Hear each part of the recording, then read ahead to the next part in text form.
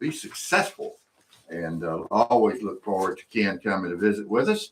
And boy, we had a busy weekend, number one. Oh, yeah, we got to talk about that. All good kind of stuff that went on this weekend. Right. You want to start in chronological order, I guess, right? Well, let's do that. Yeah, you started before I did.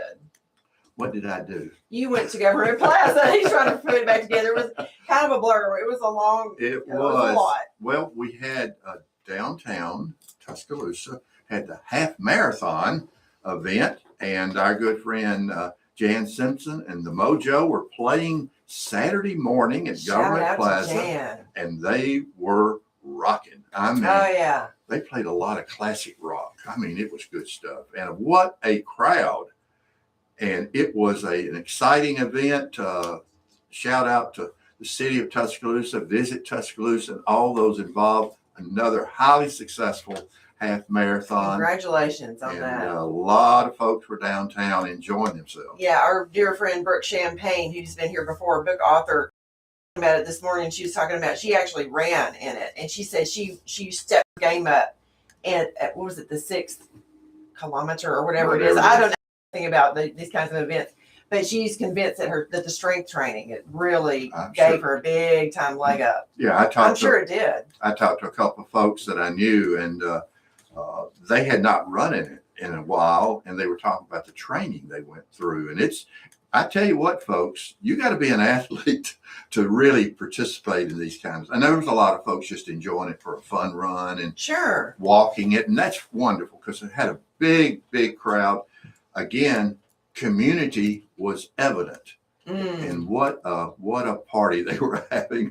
It was really fun watching everybody get their little medals that they had finished and getting their pictures made. It was really neat. People are creeping out for spring, aren't they? Oh, yeah. It was a lot of fun. It's been happening all weekend. It was all weekend. But that was going on. And then from there, we went out to Snow Hinton Park for the Sakura Festival. Sakura, yeah. I still not sure if it's Sakura or Sakura. I think everybody calls it. Where's Kimberly Bennett? Send it when you need her. I mean, come on. They use the term Sakura, okay, which I think Japanese is correct. But it was a lovely event, nice crowd. Got to see some old friends I hadn't seen in a while, including Mark Jackson, who is the honorary consul general of Japan. Well, I enjoyed meeting him, and he said he was not only the top fan, but the original founder of your fan club, which I liked hearing. He was kind and super nice guy. Taught you a little Japanese culture. I got a tutorial on how to present and receive. He said it's not a business card, but he said they call it name card in Japan. It's a name card. And he even let me go through it 2 or 3 times. I kept getting and say, I had the right people around me to coach me. So, and I knew it. Yeah. So I just said, signal to them, I'm open. I want to learn, correct me, tell me. And it was very kind of him to run through that with me. Yeah. And again, Sakura does help folks understand the Japanese culture, which is really part of our community and part of Alabama. There's a lot of Japanese firms in Alabama now. And that started back in the mid 80s. And so it has grown, but the cultural aspects are really, really interesting because, as you said, when you present your name card, you're presenting yourself.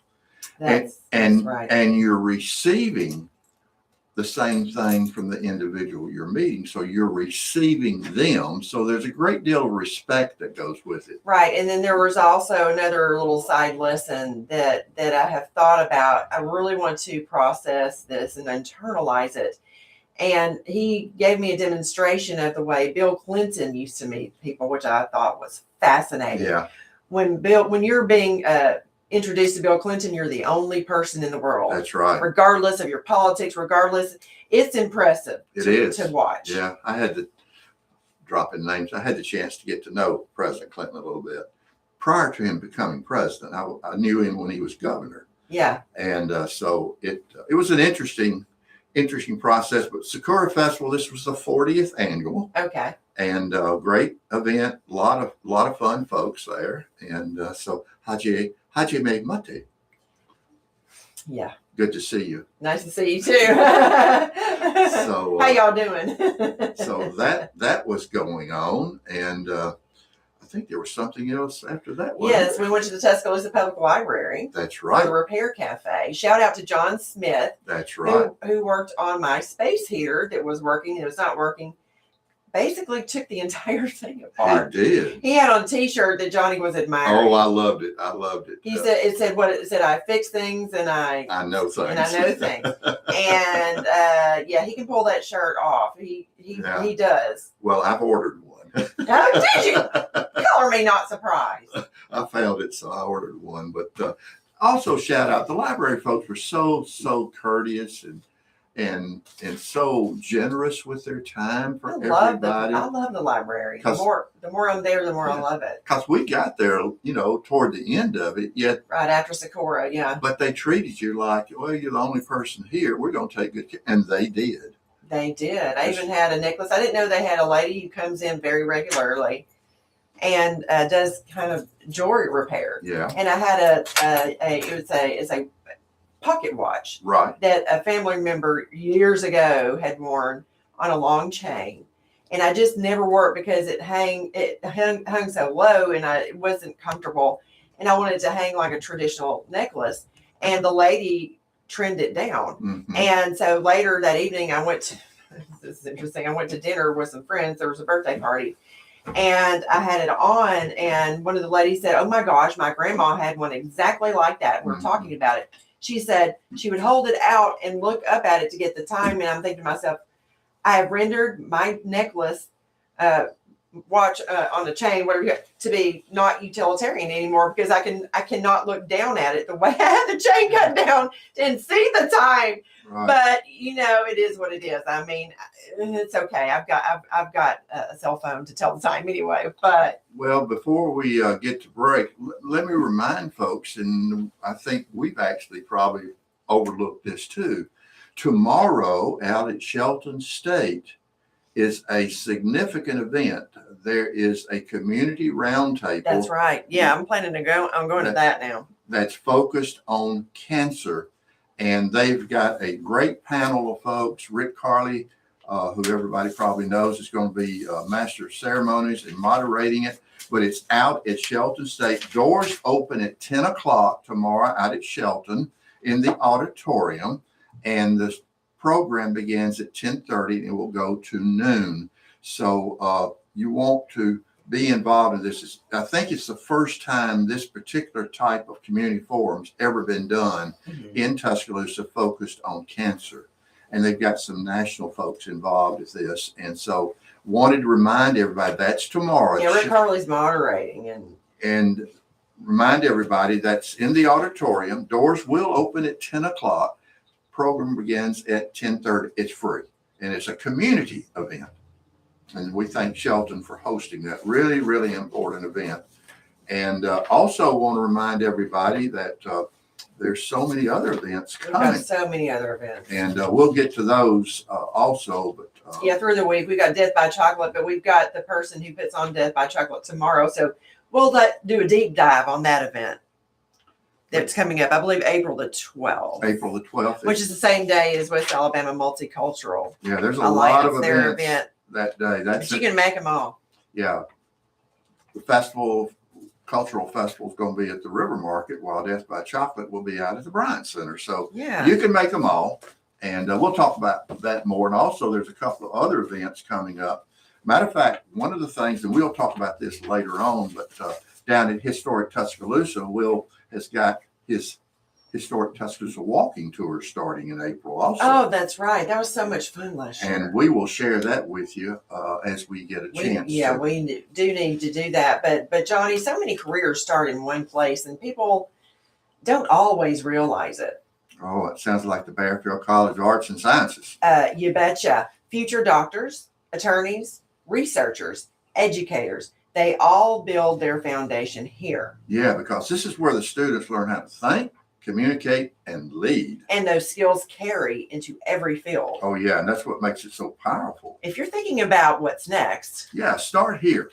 artsandsciences.ua.edu. Bearfield College of Arts and Sciences, where it all begins. Roll, retide, and yeah!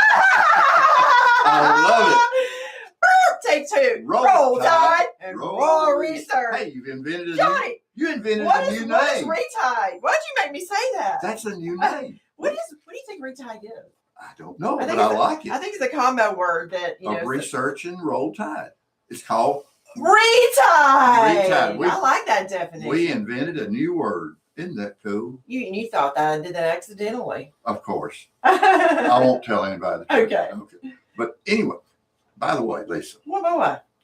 talking about jewelry, is it ever okay to just upgrade your jewelry? Johnny, it's always okay. Well, I kind of was afraid you're going to say that. Well, just think about it. Life changes, milestones happen. Your jewelry should grow with you. Well, that actually makes some sense. And Hudson Pool is the perfect place to do it. Trade up, redesign, or create something brand new. Yeah, so you're not stuck with what you bought 10, 15 years ago. Not at all. You can turn it into something even better. Well, that's dangerous, but that's exciting. Very exciting. Yeah, so visit our friends at Hudson Pool at 1111 Greensboro Avenue or go to hudsonpool.com for the same great service. Hudson Pool, where your next chapter shines. And as an aside, I bought a birthday gift from Hudson Pool to give out at that birthday party on Saturday night, and it was a big hit. All of the ladies at the table chuckled. They just loved it. That's good. Okay, guys, we're up against the break time. When we come back, we'll be talking to our guest, Ken DeWitt. You've been listening to The Noon Show on FM 100.1. Don't go away. We will be here right back. They did. They were like, I asked Kyle if I need to get in a grade for it, though. I'm going to switch mics. So Ken will be on the good one. Before that was the good one. There you go. Perfect. Yeah. That's a good strategy. Yeah. Yeah. So that way he'll hear him clear. Because I'm sounding hollow. How about Axel? I tried to turn you up a little I'll pay bit. attention this next segment. Okay. Testing my sound. So now I'm going to sound No. not as loud, except we my can voice. hear My the voice difference. carries. Johnny's kind of does too. We're back already. Well, that was fast. Yeah. Sort of all of We that. can hear inside what it sounds like. I'm excited about the show. It's going to be a great show, y'all. That mic's out over there. Struggle is real. Welcome back to the Noon Hey, Show. welcome back, guys. Right here on FM 100.1. Thank you so much for joining the Noon Show family. Fun Yeah. radio is what we call it. And we do have a great time because we have great guests, and great listeners, and just great sponsors too. So Yeah. we've got our good friend Ken DeWitt in the studio today. We're going to be talking a little business. Ken, good to have you with us. It's great Yeah, to be here, welcome. Johnny. Thank you both for letting me come on again. Yeah. So go ahead, Johnny. I'm just saying it's great always to see our coach. Ken's done a little coaching with us, and what he does it with so many people, and a lot of businesses are succeeding because of this young man over here. That's right. And I was telling Ken DeWitt off the air about how we have implemented some of his advice, which was, regular series. And now we have Fridays Unplugged. So thank you for that. I think it's been a hit. I mean, Yeah, obviously you're quite music welcome. is, I enjoy it. This is my purpose in life to be here. And I guess I'll start with a little story today. okay. So I work with a lot of companies, and I was working with a company that was struggling with their sales and frustration by their employees. And, as most people think, well, if it must be a sales problem. It must be, or maybe a people problem. But what we learned was that when you dig down, you've got to really get to the root cause of a problem. And in this case, we started to discover that, hey, some things we did as a company were causing the real problems. And so I'll go deeper into that in just a little bit. But the first moral, if you will, of the story is that I was on a podcast with somebody called Level 10 Leaders out of Boulder, Colorado. And he said, what are the 3 biggest things you've learned in business? And it took me a while, but the first thing I said is, everything's my fault. Everything is my fault. Now, that Sounds like Bear Bryant to me, a little bit. well, it's not meant to really blame everything on anybody. Taking responsibility, is that what you mean? That's That's what it. I was thinking. Yeah. That's it. Drop the victim mentality. Okay. And so if our sales are down and our people are frustrated, we've really got to figure out what we can do. So the serenity prayer comes in handy here. Clearly some things aren't our fault, but Sure. it's if the market changes, that's one thing, but it's what we do, the decisions we make ourselves, and sometimes our weakness in not being willing to make them. So we pick the customers, we agree to work with them or not. Therefore, if we pick the wrong customers, that's whose fault? And you said just a second right before that, you said if we don't make the decisions, right? So not making the decision is making a decision in That's essence. Right. So, I mean, sometimes you have that analysis paralysis, I guess is what Absolutely. you mean. Yeah. And sometimes it's just hard to make the decision. What would you suggest when we're really having trouble making a decision? How would you address that? Well, I'm going to get into that, but there's 3 things that I discovered. Okay. And so the first thing is I'm going to drop the victim mentality and I'm going to determine what really I can control or not control.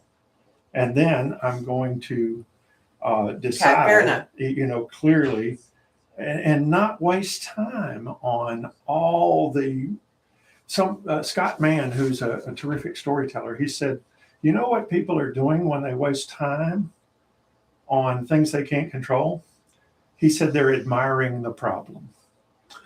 Ouch! Admiring the problem. Ouch! Whoa, that hurts. Mm. Yeah, and so he really hit me with that. Yikes! Too, because we got to stop admiring the problem. Yep. And admit it and figure out what we can really do.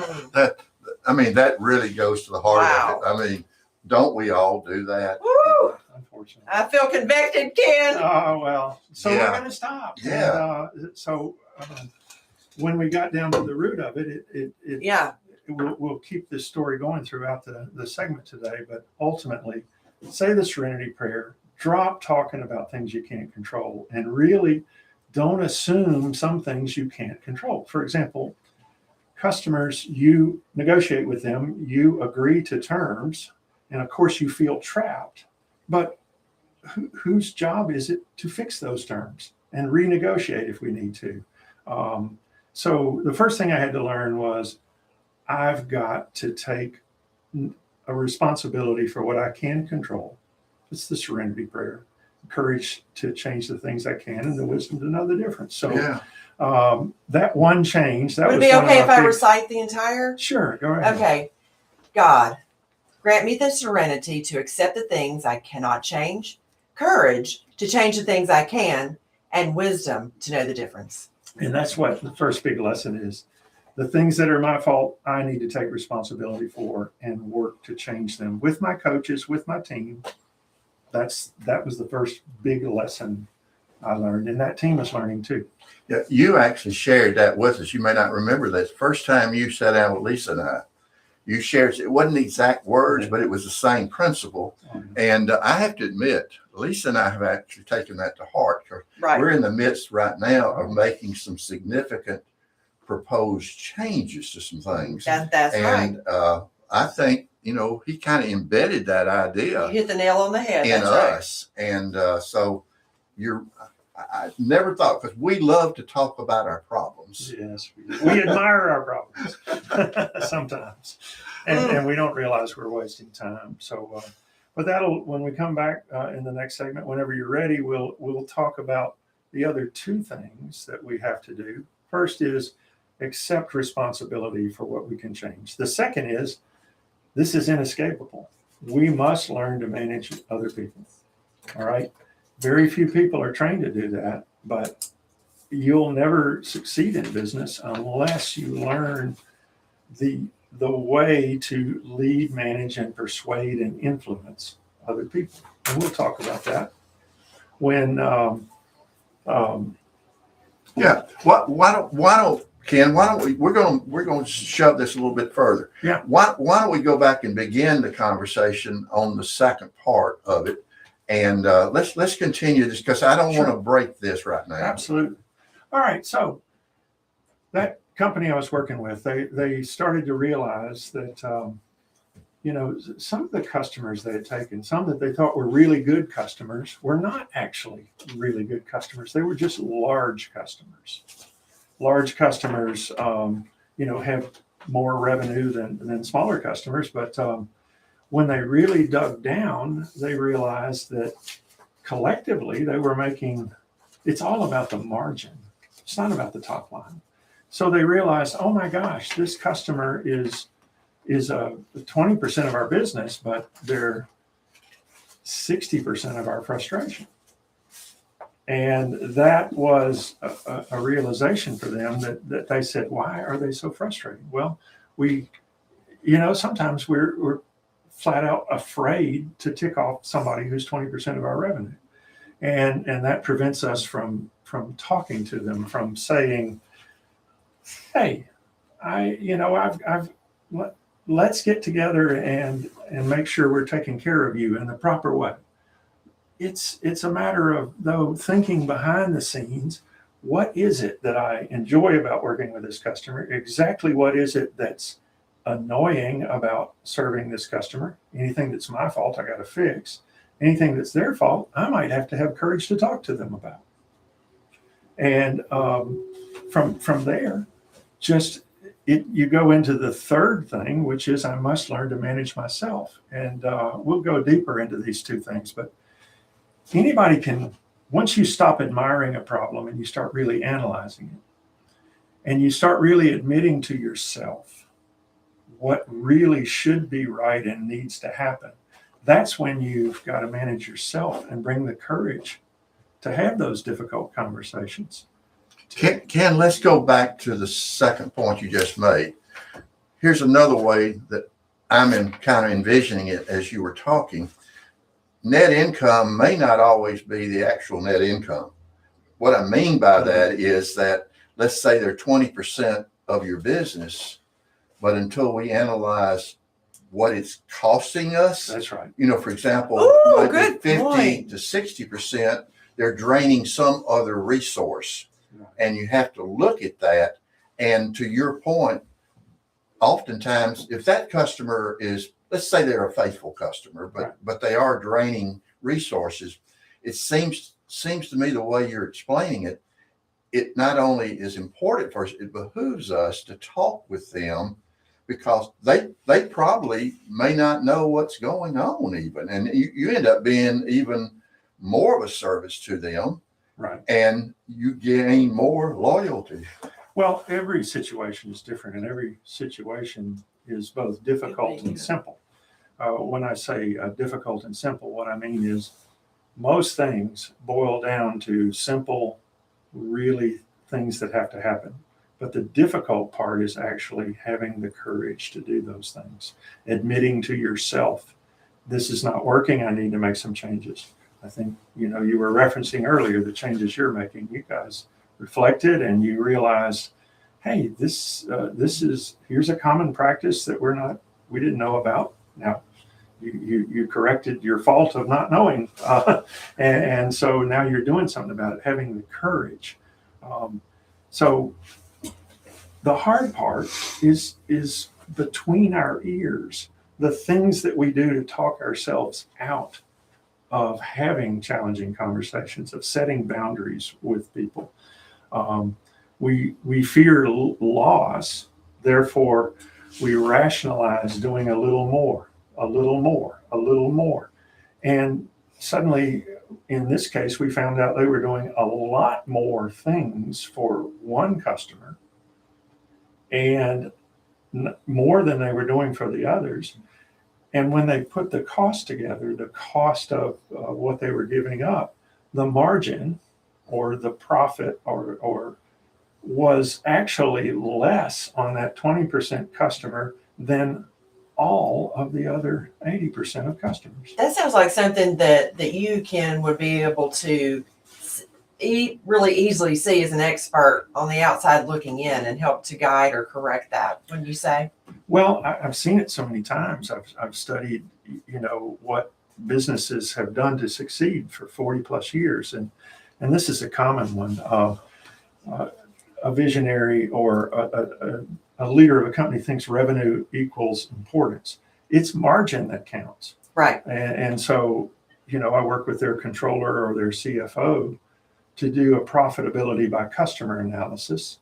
And then you can really talk I've had somebody say to me, I've got a customer that's $40 million. And I said, that's right. And they're like 40% of your revenue. Mm. How much do you bring to pay the overhead with them? And it was, some small number, say 10% or 15%, when all the other customers net was 25 or 30%. So they had fallen in love with the idea of a big customer and thinking, which is understandable. it's understandable. It's very understandable. But let's get right down to it. The important thing is to serve people well and fairly, and ultimately to produce value for them. So why would you produce value for somebody who was a big customer but not paying you near as much as all the rest of your customers? That's right. It's a hard thing to deal with. Yes, and we are up against the break, but you're making some excellent points. And speaking of bringing value, you're making some really, really great, so we'll just say points again about how and why having an expert implementer of the EOS system brings value to your business. So I would say, even if you think you're a well-running machine and you don't know any variation, right? You're struggling, you don't know you're struggling. It's worth having a welfare check, an outside look, right? Okay, guys, more with Ken DeWitt when we come back from the break. You've been listening to the Noon Show on FM 100.1. Don't go away. We will be here right back. I'm sorry, Ken. I feel like I kind of butchered that. I was trying, and then I was like, I didn't know when our break was. Well, sometimes I'm trying to talk about. I couldn't see it.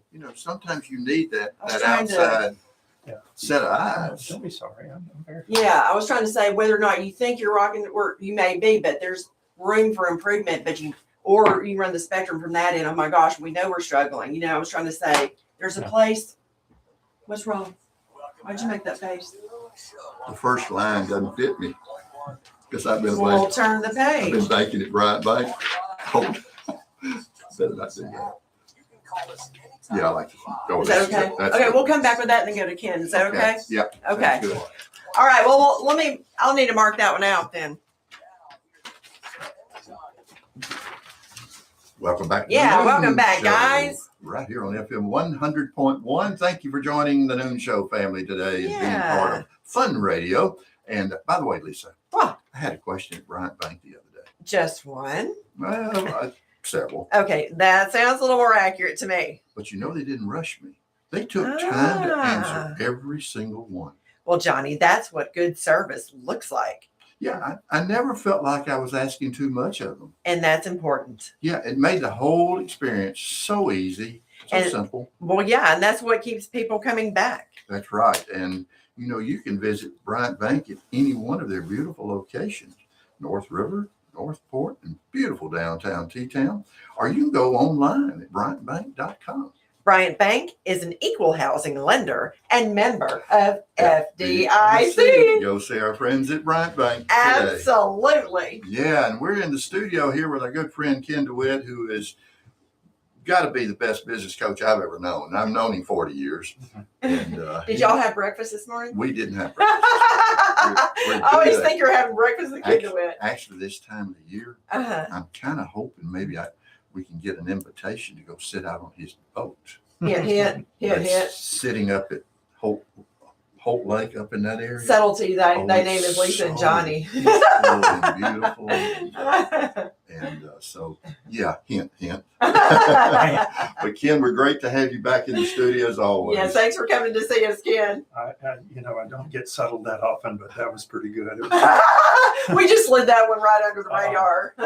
So we were talking about this company that had a challenging customer, and could they deal with it? And what they realized is here's another really simple little test. If you've got a customer that's too hard to deal with, and that's not the main focus of this, but just think of 3 words: fast, cheap, good. Fast, cheap, and good. Pick any two. Why fast, cheap, and good? Well, think about it. You can't make money on fast, cheap, and good unless you're Walmart. You can make fast and cheap, but it won't be good. Okay. You could make fast and good, but it won't be cheap. Sure. And what You're making me strain my brain here, Ken. candy too. When Okay, you try to okay. pick all three with a customer, you're going to end up being run ragged. Okay. All Because right. if you want to produce quality All right. and people want it at low price, then it's going to take a long time to do that. The delivery times aren't going to be as fast as everybody else. If you want to quality, Pick your lane, in and other in a words. hurry, Yeah. I can deliver that, but it's not going to be cheap. It's when you try to do all three, you end up with a customer who ends up driving you in your business instead of you solving a good problem for them. So everybody wants it fast, cheap, and good. Yeah. Understandable. Very but few people yeah. can make a living providing all three. Very few people, meaning like Walmart can, because they're gigantic. Exactly. But your average business here, but my dad, back in 1959, started his own pest control company. He was charging the Orkin. He worked for Orkin. They were charging $6 a house back then to spray the house. It's probably 40 or 50 now, but he decided to charge $5. Well, he got so much business, but he couldn't raise his price. So the thing is, he ended up working very hard for demanding people for less money.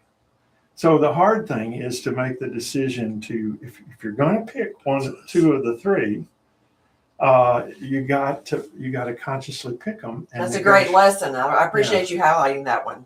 Well, and if any of you out there are doing this, you're not alone. It's the majority of people that are doing this. Ken, I don't know if this is the right question or not, but oftentimes don't we undervalue ourselves and undervalue the service that we're providing or the product so we undervalue it, I guess sometimes with a fear, well, if I increase the cost of delivering that value, oh my goodness, I'm going to lose folks. Well, maybe just the opposite. I remember somebody responded that to me and said, gosh, if I doubled my prices, I'd lose half my customers. But here's the other question. Wait, think that out. Right. Okay. You'd work half as hard for the same money. Now, we're not talking about doubling your prices. We're talking about charging fair prices for what you're delivering. Right. So, and if you do lose customers, you should be able to pick up more for a better, right? Well, and that's part of your decision to value yourself and learn how. It's your fault if you don't learn how to convey your value to your customers. That's within your control. To learn how to understand your customers so well, do they value fast and cheap or fast and good or what?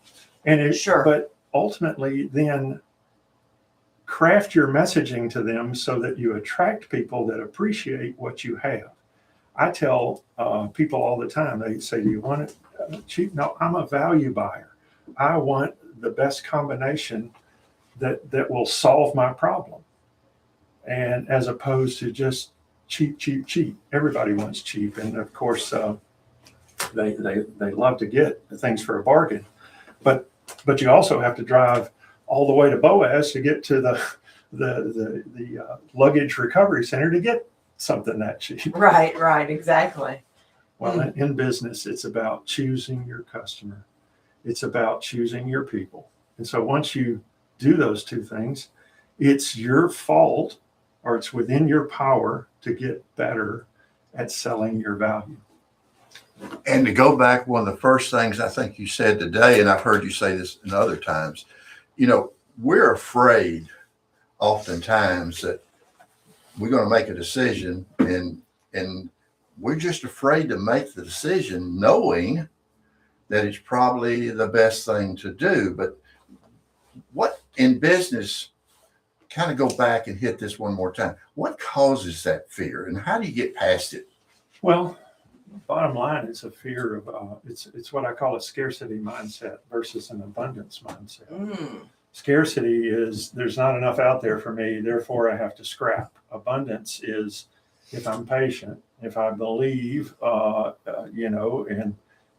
my case, have faith that I'm going to learn the right way to do things, that I will then do well. I will study what other people do. Remember, I used to call it R&D, rip off and duplicate. That's all I'm talking about is find somebody who's actually done this in your line of business and try to emulate what they're doing. Emulate's another word for rip off and duplicate. So that's more fun than benchmarking. I like that term. It's Yeah. just like more of a rock and roll Yeah. term. Yeah, and I'm not diverting the conversation Sure. because I know you well, and I do want you to talk about this a little bit. Okay. Because I know you have a strong faith. We've shared that together many times. Having faith is not only having faith in God, right. and faith in the future because he knows what's best for all of us. But you also don't you have to have faith in yourself and in each other that you're working with. Could you Right, just boy. kind of comment on that a little bit? I will, and of course it reminds me of that simple joke where somebody said God's going to save me, remember, and he ignores the guy in the boat, and he ignores the helicopter that flies overhead, and he ignores the dog that tried to swim out to him, and he ends up drowning and says, why didn't you help me, God? He says, I've sent you 3 chances. Oh my God. What else could I have done? And so we better do our part. And so our part is to try to put the fear behind us that says, if you do that, you might lose. Well, if we don't do this, we're already losing.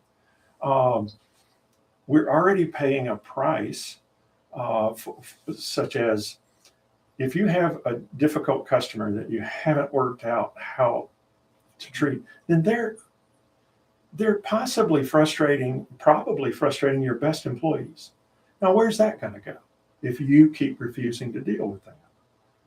It's going to go to the point where you're going to lose some of your best employees, and the only ones that'll stay around are the ones that can't go anywhere else.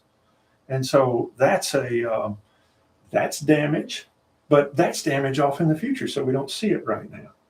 What's in the way is our fear of taking principled stands on things and having the faith to believe that they can do them, and educating ourselves how to do them, rehearsing the conversations, doing things in practice. All of us have been watching March Madness and what fantastic basketball games on. Well, the reason they can hit those shots at the buzzer is that they practice them. Precisely. And we don't frequently in business practice the difficult shots. So we're too busy. We're too busy in the whirlwind of what's called in the business versus pausing to work on the business. And that's the fear is the enemy. And the inaction that you take out of fear is noticed by your employees. And if they notice it long enough and they've got options, they're going to go possibly seeking somewhere where there's not so much fear. And I'm having to deal with a difficult customer demanding more things. And at the same time, you want me to take care of these good customers. And by the way, the money that we're earning on this giant customer doesn't add up to all the others, which I don't have time to take care of because I'm dealing with all of these unreasonable demands. Now, I'm not saying people are bad. People are going to take what you'll give them, which gets back to everything is my fault if I give away too much and don't learn how to understand how to sell the value of what I do. I'm not fast, cheap, and good. I'm fast and good. That's my conscious choice. And if somebody wants cheap, I can find them cheap, but it won't happen fast or good. This is really, really good teaching, coaching, yes, teaching also. But the thing I'm picking up, and I think probably Lisa would share this, is that not only is it our fault if we don't take a principled stand and do what we think is the best thing, but I keep going back to the word value, of valuing ourselves. If we don't have value in ourselves, how can we have value in anything else? That's right. And so how do we think of value ourselves? Well, we want to see our children grow up. We want to be at the ball game and not be answering phone calls all the time. We want to actually watch the ball game. We want to be able to take a vacation and not call the office twice a day or be called by the office twice a day. So that sounds good. What happens is the pain of being captured by all those events can actually work to keep us in those events. We can rationalize, let me just get through today. Maybe I'll deal with that tomorrow. But this is where we get to the third thing. I must learn to manage myself. Well, what do we avoid doing? Because if, the word procrastinate is actually something that everybody's really good at. Mm-hmm. And we procrastinate on the things that we don't want to deal with or we don't feel we're equipped to deal with.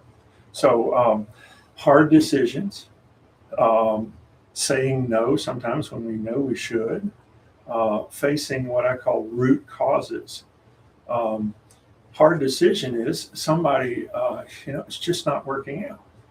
We'll talk about that sometime. Yeah, we're up against the break. Sounds like a lot of these things that you're describing are basically being able to professionally give people the tough love. Maybe you would see that way, or you agree. It kind of is, but they need to be open and receptive to receiving and processing and implementing. Right? Okay. More with Ken DeWitt after we come back from the break. You've been listening to the Noon Show on FM 100.1. Don't go away. We'll be here right back. Yeah, you got to be open to the tough love, or forget about it. You got a bad attitude. You're talking about mindset, right? You got to be open to that. And and we've got to be open Yeah. to managing others to coach them. Mm. And You said so many things. Fear. That's a kill. That's a killer. That's the biggie. it's the biggie and it's the Killer. motivator. Fear and the attitude, both Fear of of them. But loss. fear is just, I don't know. That seems like Here's that's the monster problem. and we talk about this often. This is one of those Godwin shows. And I know why. Well, because we have something big on our If you only knew, Agenda. you were today. coaching us when you were just talking. You have no idea. Yeah, you're right in line with what we're What going interesting timing, wouldn't you say? through. Yeah, That about, he just happens to be here right now. that's about 3 hours from now, we're going to be in this conversation. Oh, good. Mhm. Thank you. I'm so. Isn't it? Yeah, no, it's crazy. No, No it's time. crazy. I'm sure Johnny will tell you a little bit when we get off the air. Next But time we'll talk negotiating strategies. if you got another few minutes after the show, that might be I good. I do. Pitch a little more information off of you I'll be happy. for this afternoon. That's right. Right? Let's see what time we That's right. Isn't it crazy? I was like, oh my gosh, I cannot believe we're talking about this And right I now. blink won't, I Absolutely promise right you. now. I promise you. We don't want to talk about that particular issue, but you sharing that this is hitting home for you guys is good help. It really is. Yeah. We got a meeting this afternoon. Mhm. The proposal is on We the need to be agenda. We need to be ready. We need to have the right mindset, and you know more about that than I do. This is a whole new world for me. Yeah, but you're good at it. Not necessarily. Well, and maybe I have. Glimpses of- You continue to grow. Thank you. I try to remind you that. Continue to grow. Thank you. Probably growing better and quicker than I am in some ways. The thing that I would say for me, because I told you about my mindset thing changing, that would be the biggest thing. Being willing and open, and not only that went from being willing and open to craving the feedback. Please help me. Please tell me what to do. Even just Saturday at Sakura. Y'all tell me what to do. I want to do this properly. Just the business, all of it. I want to do it right. We're trying to get a grant to allow us to go to Japan for the 40th anniversary celebration. We've been invited to, Nice. but it's so expensive. Yes. We got to have a grant.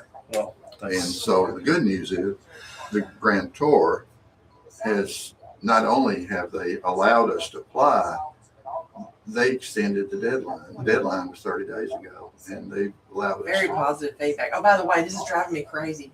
Please fix your bracelet. I keep laying it down and I want to just go, but I'm like, that's not appropriate. Just do it. Just fix it. Thank Fix you. it. Just fix it. Fix that thing. So we're in the last segment. Good. Yeah. Okay.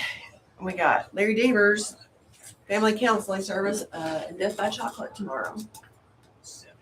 No commercial though. No commercial. We're coming straight back. We're coming straight up to Ken. Welcome back to the Noon Show right Yeah, here on welcome back. FM 100.1. Lisa and I are so grateful that you're with us. And wow, is this a productive, informative, inspiring conversation with our You friend hit the Ken DeWitt today. nail on the head with that comment. You sure And did. we were just talking off the air that Lisa and I are working on some things that we want to implement and change. And Somehow he came prepared with that message specifically for us today. It's I'm pretty almost sure. like, yeah, we got a coaching session going on. And Thanks. Ken, we always are grateful for when you come to visit. Well, I'm glad to be here because, this is my life's purpose is that I've seen the pain that happens when people, suffer in business when the whole reason they go into business is to better themselves and to perhaps, get their piece of the American dream. I saw my dad suffer from heart trouble and lost him when I was younger. And so I spent the rest of my life studying people who had done well in business. And they're not, Okay. certainly there are some that are ruthless but there's so many good people that do very well in business. And so we study what they do. And I boiled it down to 3 things that I've learned. Everything's my fault, that of which I can control. I must learn to manage others. I must learn to get people to work with me. And I must ultimately manage myself.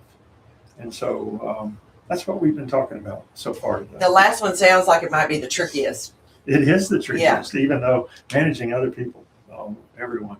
No, that's not easy either, No, but it's not easy, Yeah. but it can be learned. And so you can learn to manage yourself. So ultimately managing yourself is about, as we said earlier, stop admiring the problem and talking about the problem, especially about the parts you have no control of. It's a waste of time and energy. right. All right. You're right. So really seek out the real issue. The real issue might on the surface be, hey, this person is not doing their job. Well, it might be that they weren't trained well. Most small companies say they have training, but practically speaking, it's watch what he does. That's not training. Really successful companies have really good training, but that's just an example. The root cause might be training. The root cause might be the person that you hired for this job is not wired for this job. And you thought they were, but they're not. And so you have under your control, you have a choice. How can I train that person? How can I find out if they really want to do the job I have? Mm-hmm. And have the coaching conversations to decide if they're really going to do that job and they want it. Do they get it, want it, and have the capacity to do it? Or do you need to realize they're made for some other job? And fear would say, let me find them something else over here to do. I see that a lot, people shifting people around because they don't want to admit they made a basic mistake hiring the wrong person for whatever reason. Okay. Does that ever work when you just shift them around, Ken? Or Not really. No, not No. really. No, I was afraid you were going to say that because I don't even have a business like that. It makes me nervous. Yeah, you end up with a bloated payroll, and then all the other people who are really high performers going, why am I trying so hard? Oh, and that's the danger because then that is like one bad apple spoils the whole. That's the saying, right?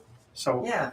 I've spent a lot of time with businessmen and peer groups and one-on-one and in the session room with them with their leadership teams. And all I want to say is everybody is filled with fear of messing up. And we let it paralyze us when in fact, we have to know we're going to mess up, number one. Sure. I use the analogy that a baseball player looks foolish 7 out of 10 times they go up to the plate. If they're a superstar, they get on base or something maybe 3 or 4 times out of 10. So the other time they swing and they look silly. Now in business, our job is to swing, to make decisions, to try to hit. And if we get 7 out of 10 right, that's about as good as you'll ever do. Yeah, sure. So yeah, one mistake could kill you, and you can't drop 30% of the babies. You know, you can't do that kind of thing. But ultimately, you learn, and I've learned over time that the way we learn is through painful mistakes, and then resolving to deal with what I can do, talk plainly to others with expectations and kindness. Niceness does not equal clarity. Sometimes you can still be nice, but just being nice and kind of telegraphing the message, that's not going to work. You have to be clear and compassionate. And as you said, Bill Clinton earlier, when you met him years ago, he paid attention. So we have to take the time to get to know our people, get them to realize we care about them as people. We expect excellence, and we will do the hard things that we need to do so that they can trust us. Do you let them know that it's okay to fail as long as they're doing the best that they know how? Absolutely. It's necessary to fail. I like that you said it that way. It is necessary. I mean, yes, the whole idea that. Of entrepreneurship is a person who takes risks. And if they didn't take risks involve a significant chance of failure. Of course. But the payoff is also significant if thought through carefully and everything. So I even talk to my young people that in college, I say, if you think you're never going to make a mistake, you've already put yourself under such tremendous internal pressure. Think back to Jalen Hurts, who was one of the best at shaking off mistakes. I just don't know how he did it, but I wish I knew, because if he threw an interception, he came off. His expression was, okay, coach, what's the next play? It wasn't he immediately puts it behind him. Immediately and said, okay, that's a great skill. So that's a managing myself example. It may come to him naturally, but it can be learned, right? It can be learned. Right. It absolutely can be learned. Yeah. Well, Ken, again, you just don't know how much we appreciate you visiting with us today. And Lisa and I have been your students today. That's right. And, the timing is always amazing. And Lisa and I were talking off the air that, it's one of those God wink moments for us.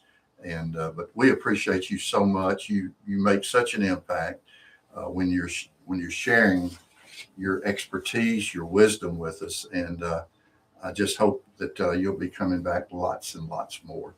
How many more segments do we have as part of this series, Ken? I'm not even sure where we are. We took a break, but let me leave everybody with this. Okay.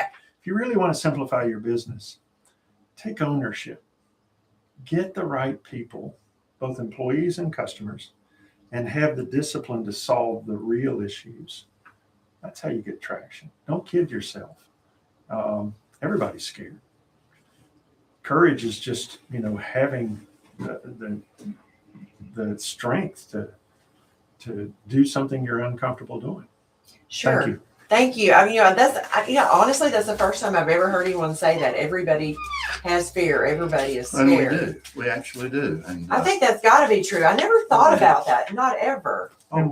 Inside of our heads, or even expressed or unexpressed, we're all afraid of certain things that we either need to do or should do. Yeah, and also fear of failure. Oh, absolutely. We all have What that. if I make a mistake? What if? What if we make up nonsense words live on the air on a radio show? Well, you just have fun with it. And you put it behind you and make a joke later. I think Coach Ken kind of helped us understand that. It helps. And again, we appreciate Ken so much. And as Shakespeare would say, to err is human. Well, definitely Right. is. And so Yes. we're going to need to run out of here. We do need to run out of here, but I would like to tell everyone first, Johnny Rocket, before we go, we have tomorrow on the show, Larry Devers talking about his charity fundraiser, Death by Chocolate. yeah. Oh, I'm Oh. hungry now. I want some chocolate. Oh, yeah, absolutely. So we have run completely out of time, but before we go, I would like to remind everyone, don't forget to spay or neuter your furry friends and keep those tails wagging with up-to-date vaccinations. For Johnny Aycock, I am Lisa Jones, signing off for the noon show. But before we go, I'd like to wish everyone a splendiferous rest of their day. See you on the radio tomorrow. Woo!